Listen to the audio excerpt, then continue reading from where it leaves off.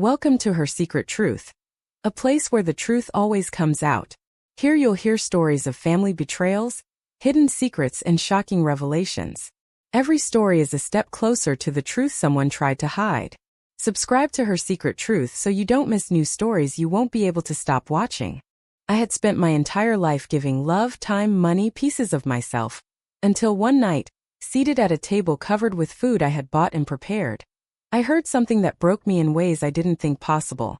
This isn't simply a story of humiliation. It's a story of awakening. If you've ever felt invisible inside your own home, this story will feel like a mirror. Before we begin, make sure to subscribe and share in the comments where you're watching from. I'd love to hear your story too. I still remember the sound of crystal glasses touching, the smooth jazz humming softly through the house I had paid for, and the smell of the roast chicken I had seasoned that morning before running errands for a dinner I wasn't even meant to attend. But I was there, because Vanessa had forgotten to mention her parents were coming over again, and the house of course needed to look perfect again. I should have known better than to linger. I should have sensed what was coming when her mother gave me that half-curious, half-condescending stare and asked who I was. Vanessa didn't hesitate for a second. With a laugh she replied, "Oh, that's Claire, our unofficial maid, the one who keeps the house running." Laughter filled the room. Even my son joined in. I just stood there, holding the empty wine bottle I had brought up from the basement, my polite smile masking the way the floor seemed to vanish beneath me. My heart fractured in slow, deliberate pieces. I placed the bottle on the counter, excused myself quietly, and walked toward my room while their laughter followed me down the hall. Not one of them, not even my own son, corrected her. No one said, "That's my mother." Not a word. That night I didn't sleep. I sat on the edge of my bed, staring at the door I had painted with my own hands years earlier. I remembered signing the mortgage papers using my credit, my savings, my down payment. Aaron had just graduated college back then. Vanessa wasn't even in the picture. They had nothing. I gave them everything. And now somehow I was just the maid. The next morning, I brewed coffee as usual and fed the cat Vanessa pretended to love. When she came downstairs in her yoga outfit, scrolling through her phone, she barely noticed me standing there. I waited until she finally looked up. Then I handed her the keys, every single one. The front door, the back, the garage, the mailbox. She frowned, confused. "What's this?" I smiled. "Good luck paying the mortgage now." She blinked in disbelief. "What?" I walked past her, down the hallway lined with the photos I had framed, the furniture I had chosen, the walls I had painted. I didn't take anything. Just my purse and the coat I'd worn when I brought Aaron home from the hospital. I didn't even say goodbye. I heard Aaron calling my name as I stepped outside. He ran barefoot down the driveway, but I didn't turn back. I didn't slam the car door. I closed it softly with a calmness that felt foreign and final. Something inside me had broken, but not from anger or grief. It was something quieter, sharper. Clarity. And clarity doesn't scream or beg. Simply knows. For the first time in my life I knew I was done. I didn't know exactly where I was headed, but I knew where I wasn't staying. The last image in my rearview mirror was Aaron standing motionless in the driveway, unaware of how much he'd just lost. Truthfully, neither was I. They say you don't realize you're drowning until you finally breathe. That first night in the small apartment my great-aunt Marjorie had left me didn't feel like freedom. Not yet. Felt like silence. Heavy, echoing silence that settled like dust.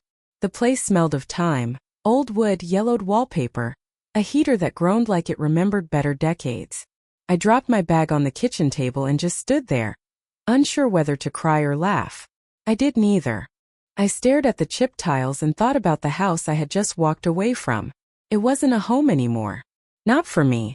For the next few days I moved through life like a shadow. I slept on the couch because the bed frame in the other room was broken. I lived on peanut butter sandwiches and microwaved soup. I didn't call anyone. Not because I had no one, but because no one had called me. Aaron didn't text, didn't email, didn't say a word. Maybe Vanessa told him not to. Or worse, maybe he just didn't care. I kept replaying that dinner in my mind, the laughter, the looks, the way he joined in. I had raised that boy alone after his father left. I gave up my career, my ambitions, my sense of self. I worked nights cleaning motel rooms and early mornings stocking groceries to keep a roof over our heads. When my parents passed and left me their insurance money, I used every cent to buy that house. A home. I never asked Aaron to pay rent, not even once. And somehow, in Vanessa's world, I had become the help. At night, I began writing again in old spiral notebooks, the kind I used to buy for Aaron back in middle school. I filled page after page, not for anyone else but for myself.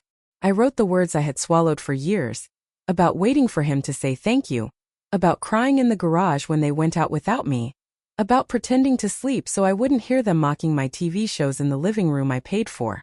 Then one afternoon, while looking for a light bulb in the upstairs storage closet, I found Marjorie's old metal trunk, the one she used to keep under her sewing machine.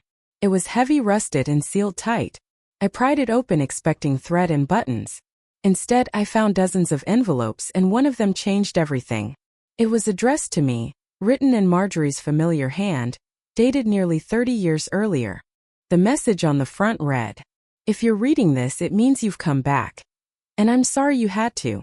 My heart pounded as I unfolded the pages. They were yellowed and fragile, the paper nearly translucent from age. Inside were copies of hospital forms, handwritten notes, and a single photograph of a newborn wrapped in a hospital blanket, but it wasn't Aaron. The name beneath it read Noah Everett. I read the letter once, then again. By the third time, the meaning finally began to sink in. Marjorie had been a nurse at the hospital where Aaron was born. She wrote that she had always carried doubts. That night in the nursery, she'd noticed something unusual. A last-minute room switch, a mix-up with the ID tags. By the time she raised the issue, both babies had already gone home. She never told me. She said she was afraid, said she hoped she was wrong. But years later, while sorting through her old files, she found a buried document. A quiet settlement between the hospital and another family. And that's when she knew the truth. Aaron wasn't my son. My hand shook so hard I thought I might faint. I stared at the photo, at that unfamiliar name, Noah Everett. My mind refused to process it. If this was real, then who was Aaron? And who was I to him? Then something strange happened. I didn't feel grief. I didn't feel rage. I felt free. Not because I didn't love Aaron, I did.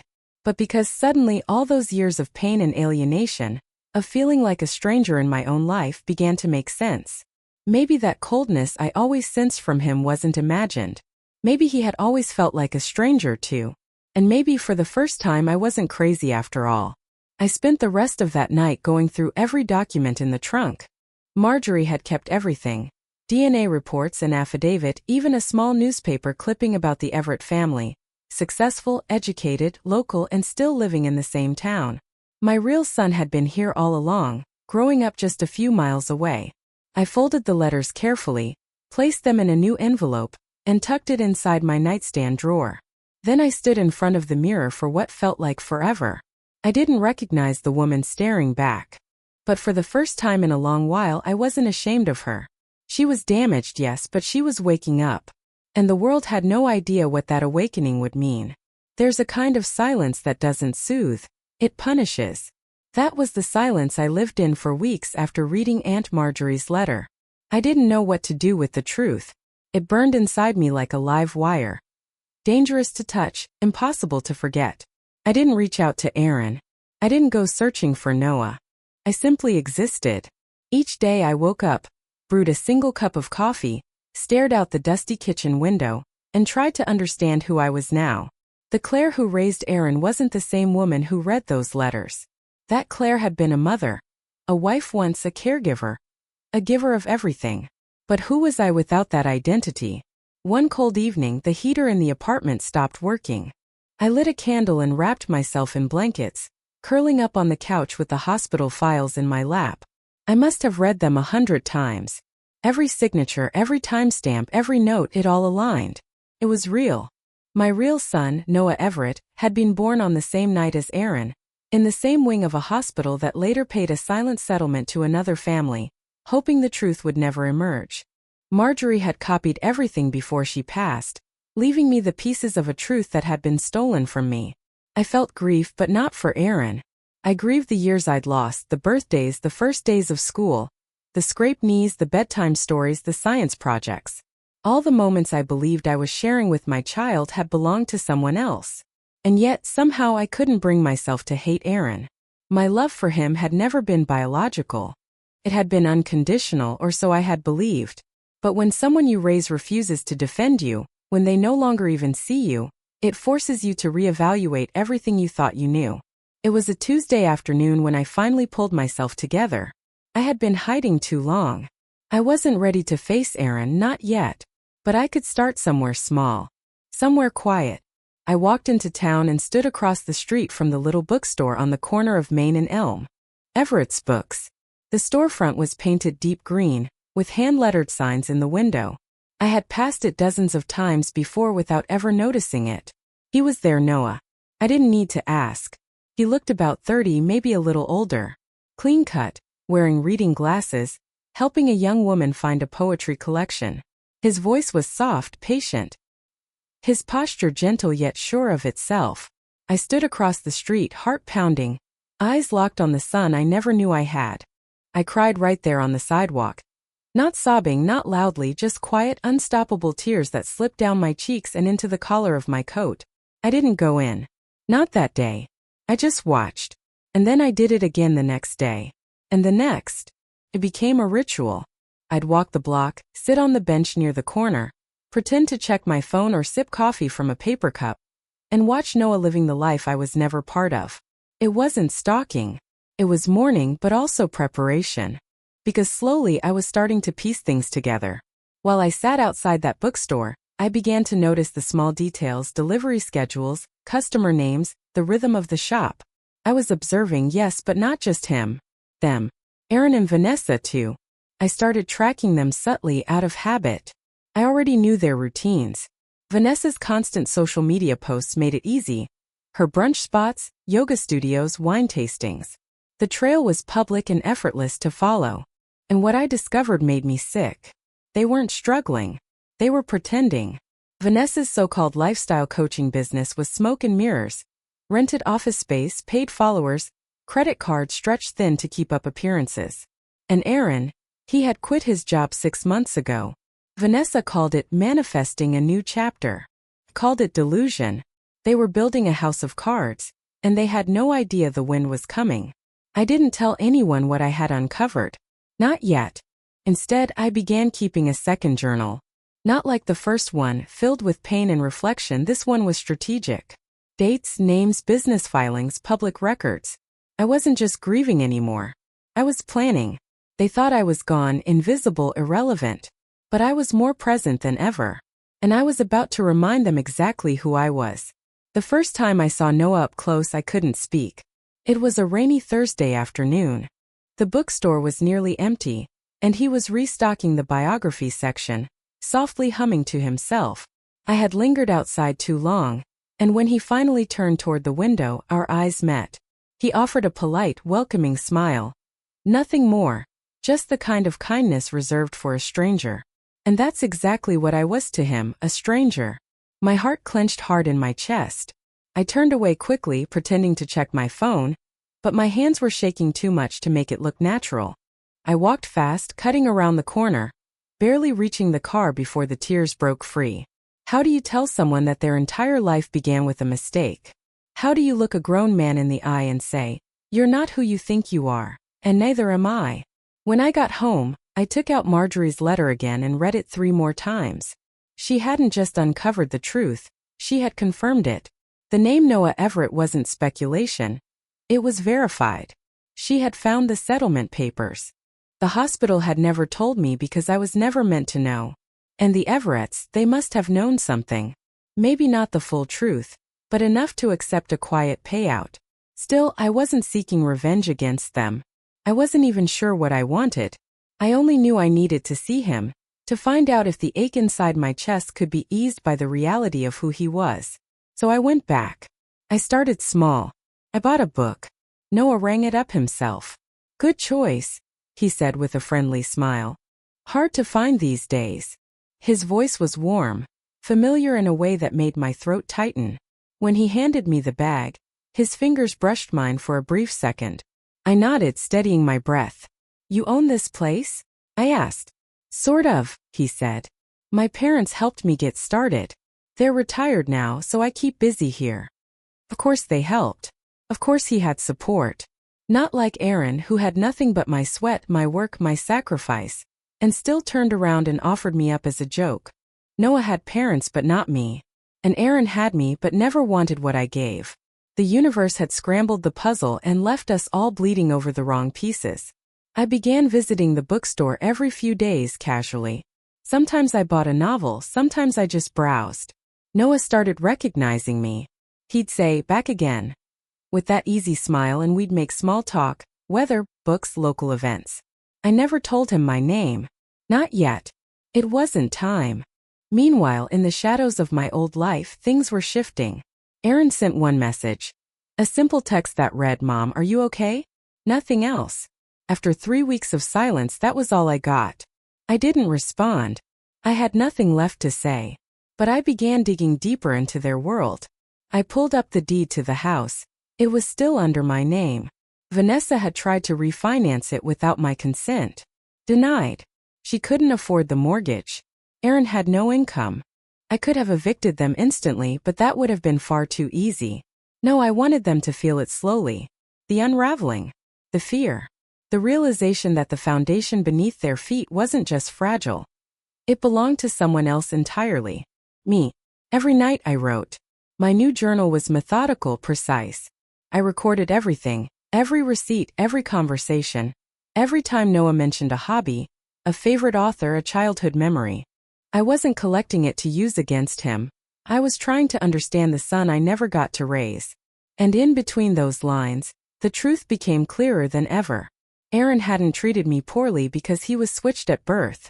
He treated me poorly because he chose to.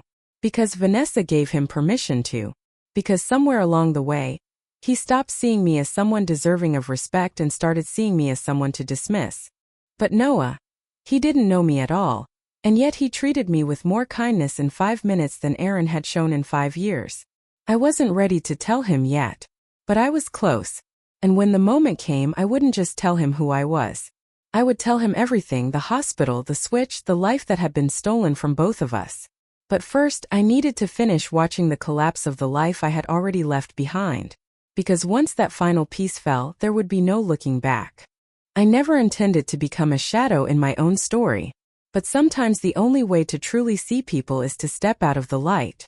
After that day in the bookstore, something shifted inside me.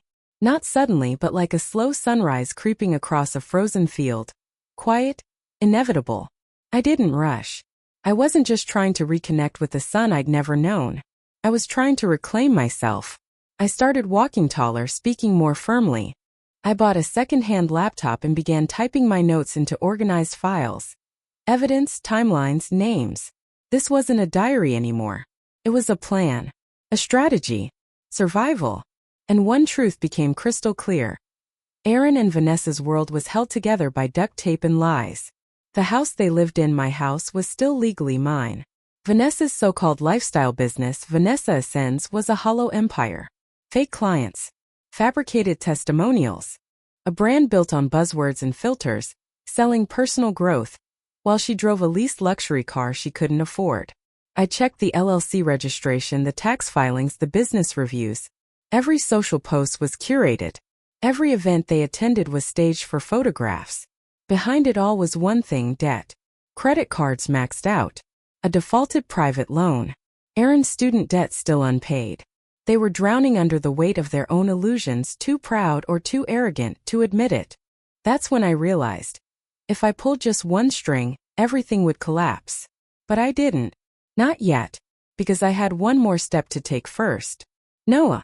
I still visited the bookstore and he still didn't know who I was. Yet each small conversation chipped away at the fear that had once ruled me. We talked about books, about everyday life, TV shows, good coffee, the noise of the city. Once we even sat at the tiny cafe next door, where he told me he had almost become a teacher, but his love for books pulled him toward business instead. "You remind me of someone," he said once, sipping his tea slowly. "Someone I can't quite place." I smiled. "Maybe a librarian." He laughed. "Maybe." That brief exchange stayed with me for days. I didn't just like him, I recognized him. Not only from the files I'd read or the photo Marjorie had left me, but from the way he carried himself, the way he listened, the quiet steadiness in his nature. Felt familiar, almost inherited. It was in his calm posture, his patience, his presence. I began dreaming of another life, one where I had raised him, where we baked cookies together in a warm kitchen, where I took him to soccer games and cheered from the sidelines. I could picture it so vividly it made my chest ache. But I couldn't go back. So, I started planning what would come next. The first step was calling a lawyer, not for revenge but for justice. I wanted the house sold. It was legally mine. I had made the down payment, paid every bill, and never signed it over. Aaron had always said, "We'll put it in your name later.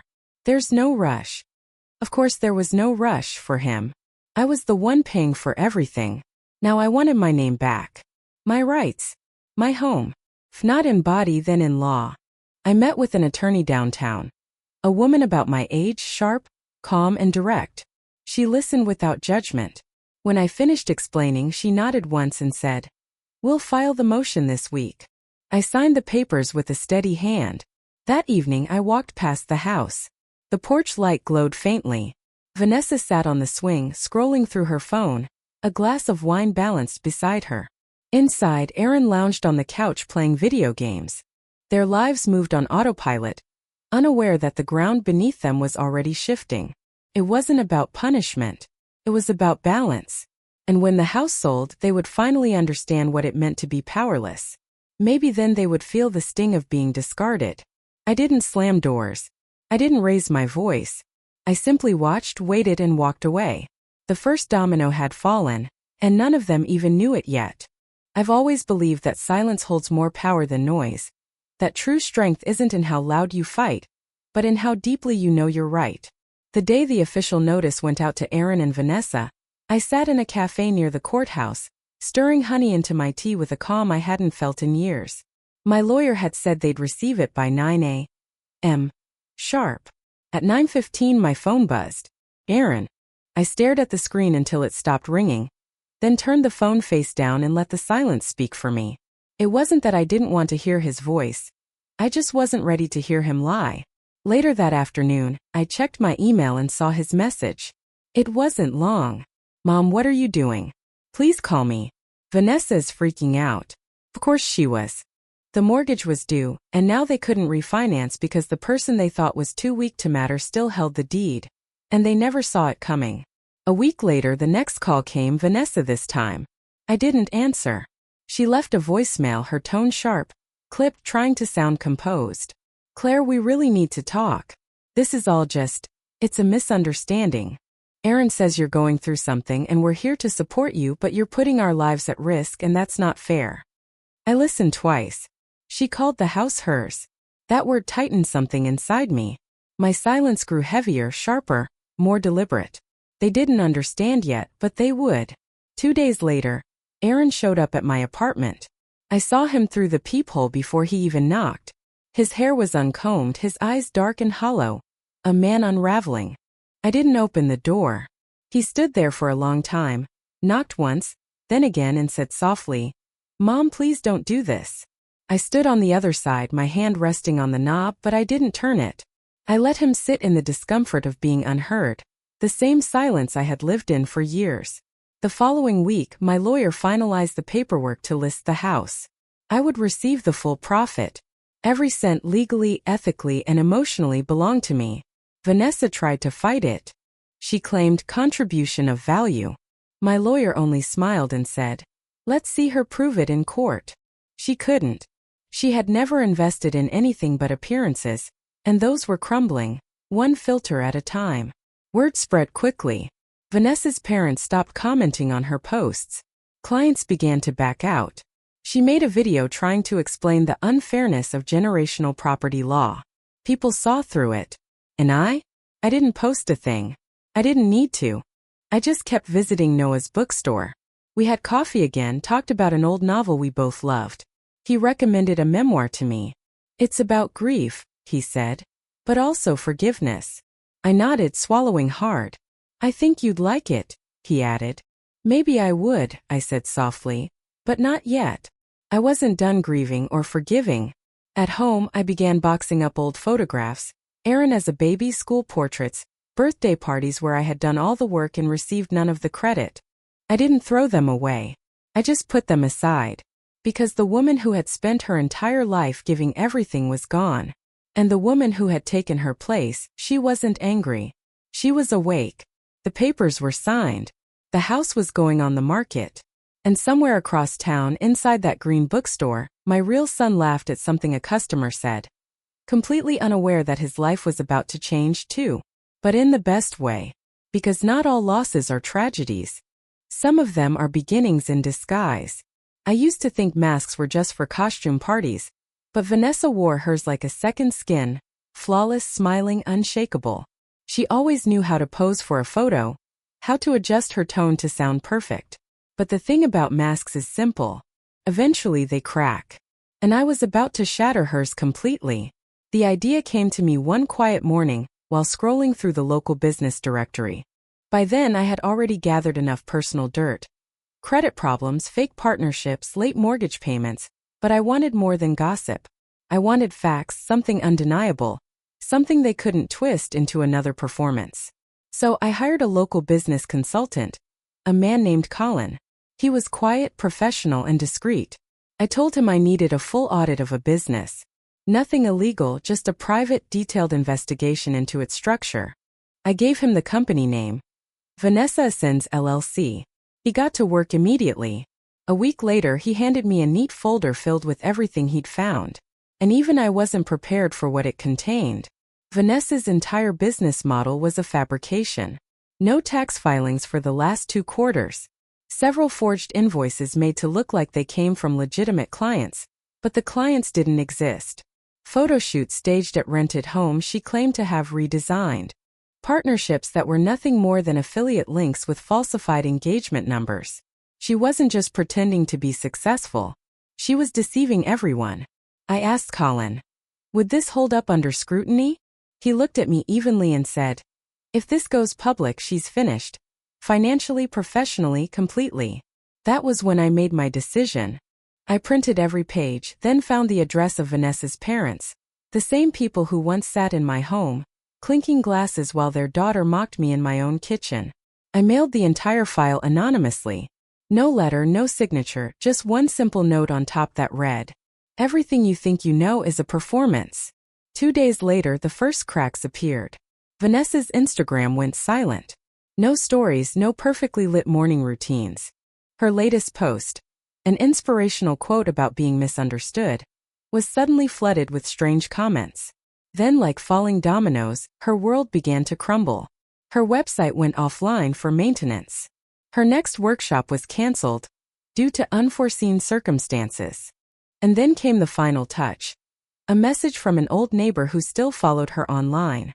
Vanessa's mother had been seen leaving the house in a rage, shouting on the phone, her face red, purse swinging wildly.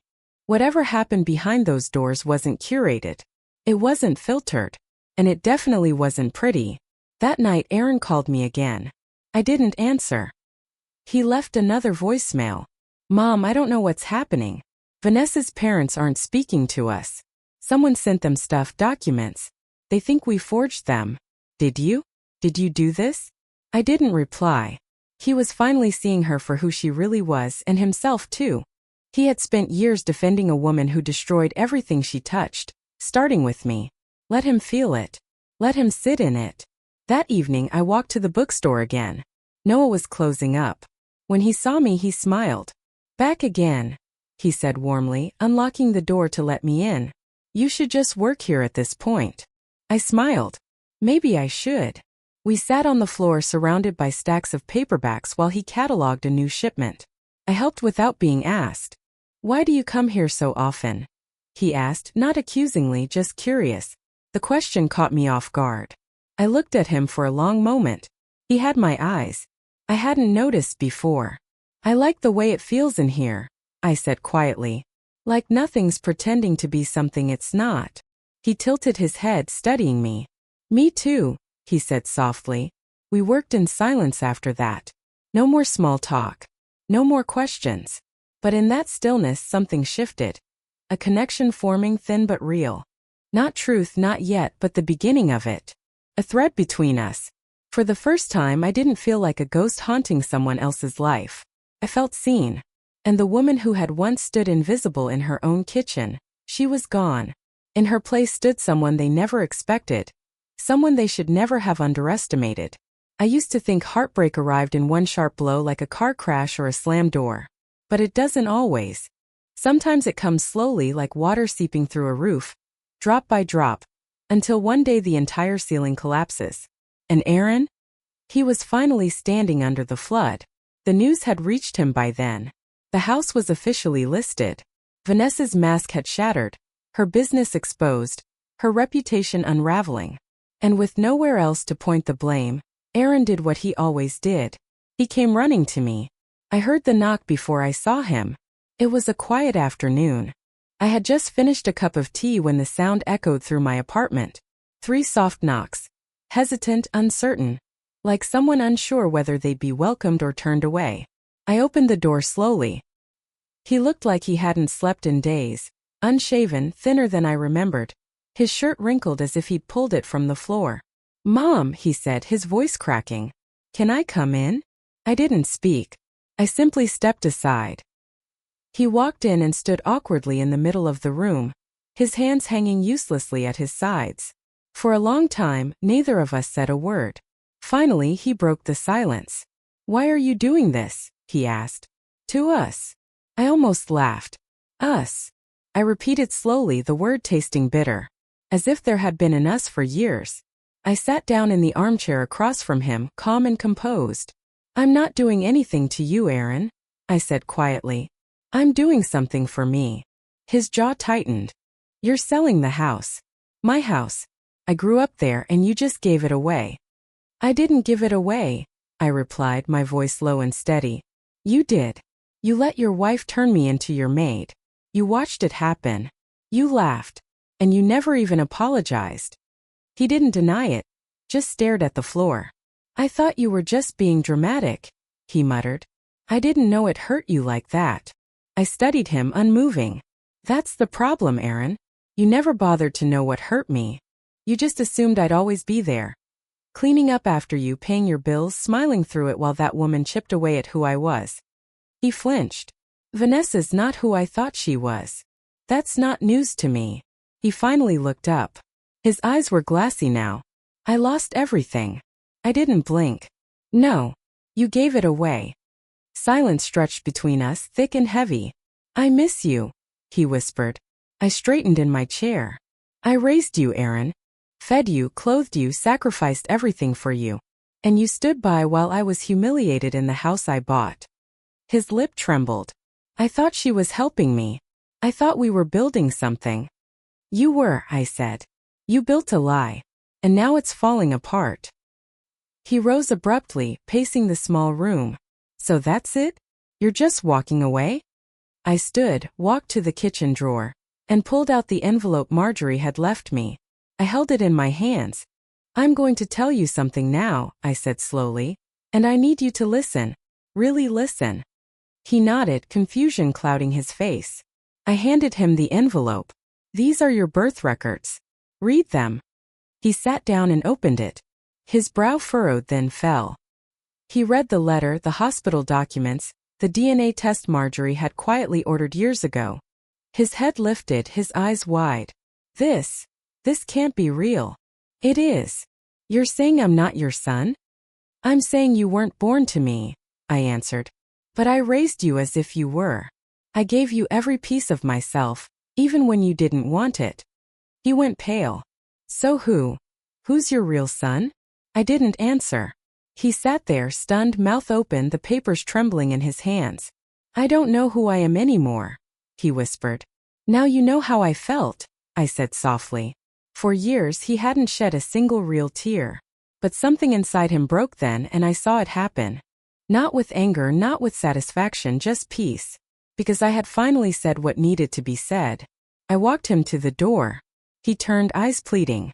"Can we fix this?" I met his gaze. "I don't know," I said gently. "But it's not my job to try anymore." And I closed the door behind him. Not with spite, but with finality. Because for the first time in my life, I wasn't the one holding it open. It took me 3 days to decide how I was going to do it. I practiced the conversation everywhere. In front of the mirror in the car, even standing in the grocery store line with my hand wrapped around a basket of oranges, whispering lines I could barely finish. I'm your mother. There was a mistake. You've lived a life that wasn't meant to be yours, and so have I. But nothing sounded right. Because how do you drop a truth like that into someone's life and expect them to survive the impact? Still, I had to try. Noah was at the bookstore as always. The afternoon light streamed through the tall windows in golden beams, softening the shelves, scattering warm shadows across the wooden floor. It felt sacred, like a place where truth belonged. When he looked up and smiled, I almost turned and walked away. But I didn't. Hey, he said, cheerful as ever. You came at the right time. We just got a new batch of rare poetry editions. I swallowed the lump in my throat. Actually, I said, I came to talk. He studied me for a moment, hearing something in my tone. Sure, he said. Come on back. He led me through a small side door into a tiny break room. A kettle on the counter, a worn couch, a chip table. It was real life, unfiltered and honest. We sat down. I've been coming here for a reason. I began, twisting my hands together. He gave a faint, knowing smile. I figured. You have. He nodded. You're not exactly here for the books. I let out a small, sad laugh. No, I'm not. Then I reached into my bag, pulled out the envelope, Marjorie's letter, the birth records, the DNA proof, and set it carefully on the table between us. What's this? He asked, his voice cautious. Something that's going to change everything, I said quietly. He looked at me, waiting. 30-some years ago, I said, my voice breaking. There was a mistake at the hospital. 2 babies were switched at birth. His brows drew together, confusion flickering across his face.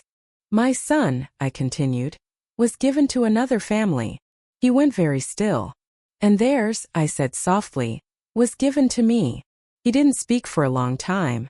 I raised him, I whispered. Loved him with everything I had. But he didn't love me back. Not really.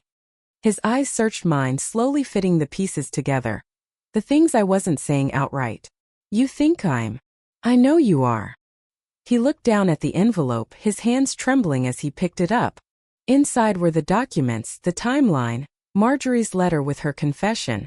He read in silence, every second stretching into forever. When he finished, he didn't look at me right away. He just set the papers down, his fingers still pressed against the edges like he needed to anchor himself to something real. This is a lot, he said finally. I know.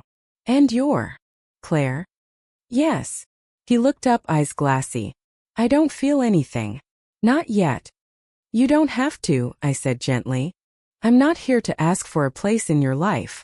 I wanted you to know. I needed you to know. He nodded slowly. Why now? Because, I said, exhaling, I couldn't live with the silence anymore. Because the truth deserved to breathe. He leaned back, exhaling hard. I have parents. They raised me well. I know, I said quietly. And I would never ask you not to love them. We sat in that tiny room surrounded by books, the faint scent of old paper and peppermint tea curling through the air. And for the first time in years, I felt something close to relief. Not joy, not closure, but the lightness that comes from setting down a burden you've carried too long alone. After a while, he rose and began to pace, his voice unsteady. I don't know what to do with this, he admitted. I don't either, I said, my throat tightening. But I don't hate you. Tears welled in my eyes. That's more than I ever expected. He turned to face me again. You didn't have to come, he said softly. But you did. I didn't know how not to, I answered. He nodded and something like understanding passed between us. Quiet, fragile, real. Can we take it slow? He asked. I don't want to make this something it's not. I wouldn't ask for anything else. He gave a faint, uncertain smile. You want to stay for tea? I smiled back. I'd love to. We didn't speak of the files again that afternoon.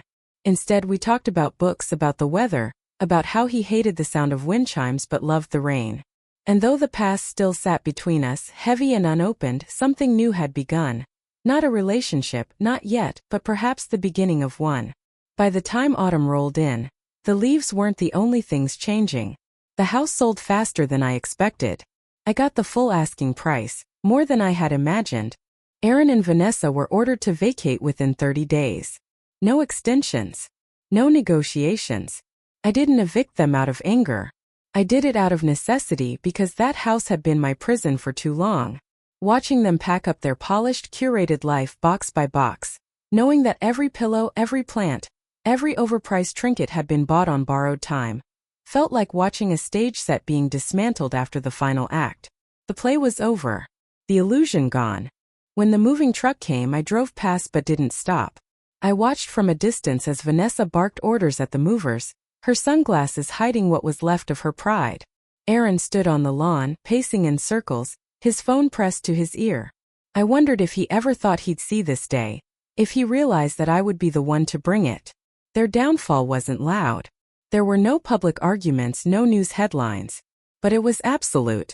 Vanessa's parents pulled their financial support. Her business lost every major sponsorship. Her brand, once flawless and admired, became a whispered cautionary tale around town. The woman who had laughed at me in my own kitchen now couldn't afford her expensive skincare or her daily matcha. Aaron tried to find work, any work, but with no degree, no references, and no recent experience, doors stayed closed. He eventually moved into a small apartment on the edge of town. I heard that from the lawyer. I didn't ask. I also didn't celebrate. This was never about revenge. It was about truth, and the weight of consequences finally finding their place. Meanwhile, my life was quietly, steadily becoming something new. Noah and I kept meeting, always casually, coffee, long talks about books, shared articles, and the small, ordinary observations that make people feel real again. One afternoon he asked about my writing, and I told him I'd started working on a memoir. That I had a story to tell, even if no one ever read it. He smiled. You should. Stories like that matter. He still didn't call me mom, and I didn't expect him to. That wasn't the point. What we were building wasn't born from obligation, it was born from choice. And that made all the difference. One afternoon we wandered through the farmer's market together. He picked up a jar of apple butter and laughed. My mom used to make this every fall. Something about the way he said my mom didn't sting. Felt right, natural. Because he had a mother. And I had a son who didn't see me until it was too late. Some nights I sat alone with my tea, wondering if Aaron was sleeping on a mattress or a bare floor, if Vanessa still wore her silk robes, if they looked at each other now and saw all the things they'd ignored before. I didn't miss them. I missed the idea of what we were supposed to be. But grief like that, it's a shadow. Fades little by little. And pride, that grows, especially when you finally learn to love yourself more than you ever loved their approval. Before the sale closed, I walked through my old neighborhood one last time. Not to haunt it, just to say goodbye. I passed the school Aaron once attended, the park where I used to push him on the swings, the grocery store where I counted coupons to afford his favorite cereal. And I let it all go. Because I had given everything I had to a family that never gave anything back. And now I was giving to someone who might never call me mom, but who still looked at me with kindness, with curiosity, with respect. Sometimes you don't need redemption. You just need peace. And I was finally starting to feel it. It was early November when the message came from Aaron. Just one line. Can we meet? Just once. I stared at it for a long time. It had been weeks since I'd last seen him. Weeks passed in silence, a kind of distance that weighed heavier than any argument we could have ever had. Yet there was something about his message that felt different. It wasn't angry or pleading or defensive. It sounded like surrender. We met at a small park on the edge of town, the kind with rusted benches and a trail that circled a pond long since dried. I chose it because it was neutral ground, no memories, no ghosts. He was already there when I arrived, hunched forward on a bench, hands clasped between his knees. When he looked up for a fleeting second, I saw the boy he used to be, awkward, uncertain, waiting for direction. I sat beside him, careful to leave space between us. I'm not here to ask for anything, he said finally. I nodded, letting the wind fill the silence. I wanted to understand. Without speaking, I reached into my bag and drew out the manila envelope, Marjorie's letter, the hospital files, the DNA results. I handed it to him. He didn't open it. He simply held it on his lap, as if he'd already memorized every word. I did a test of my own, he murmured. Same result. I nodded again. I've spent weeks trying to figure out what to do with that, he went on. And I keep thinking, if I wasn't your son, then what was I? I looked at him, really looked, and said quietly, you were my child, but you treated me like... My voice trailed off. I know how you treated me. He flinched. I'm not asking for forgiveness, he said quickly. I don't deserve it. You don't, I said, my tone steady. But that doesn't mean I hate you. He turned to me, eyes glistening. Then what does it mean? It means, I said softly, that I finally love myself more than I love the idea of you. The silence that followed hung thick in the November air. I thought I was protecting Vanessa, he whispered after a while, standing by her. But I was just hiding behind her, wasn't I? You let her rewrite the story, I said, and you handed her the pen. He nodded, shame washing over his face. I wish I could undo it. You can't. We sat there like that for a long time, two people bound by a truth neither of us asked for, unraveling it together in the brittle cold. Then he said something I never expected. I hope he's good to you. I turned to him, startled. Noah, he clarified. Your son. A breath caught in my throat. He's kind, I said. Gentle. A faint smile touched his lips. Then I guess some of that came from you. We both laughed, quiet, tired, not out of joy but release. I don't want to be in your life if it hurts you, he said at last. But if there's ever a place for me, just a small corner of it. He didn't finish. He didn't have to. I stood and looked out over the pond. Leaves drifted across its still surface like scattered ashes. I'll think about it, I said. He nodded. That's more than I hoped for. As I turned to leave, I rested a hand on his shoulder for a heartbeat, and that was it. The final moment. Not closure but understanding. And that, I realized, was enough. Because I didn't need to fix him anymore. I didn't need to be fixed either. I just needed to be free. And I was. Truly I was. I used to think the word freedom was too big for me, something made for speeches and parades, not for women like me. But that morning when I turned the key to the front door of Noah's bookstore, I finally understood it. He had called the night before, his tone calm but edged with something unspoken. There's something I want to show you, he'd said.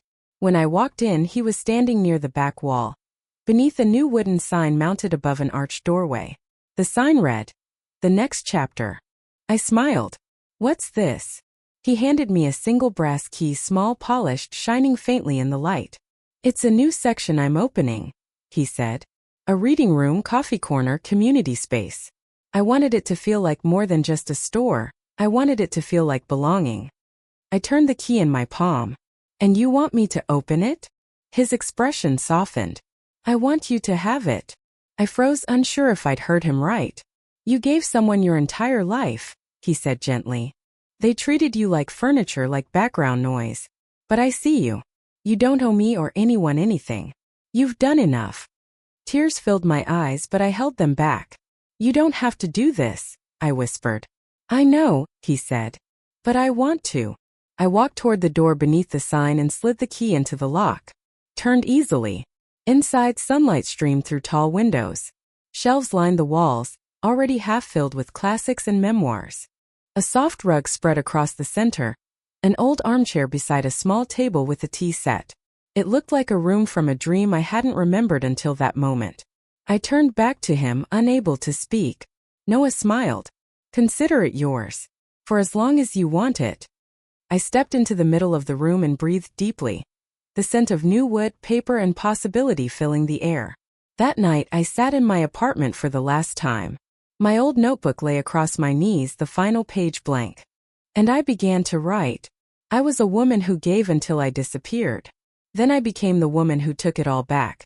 Not with rage, not with fire, but with silence, with truth, and with a strength they never saw coming. The next day I finalized the donation.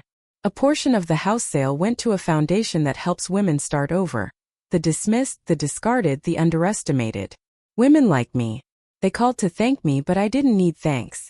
Because every time I stepped into that bookstore, into the next chapter, I remembered who I was now.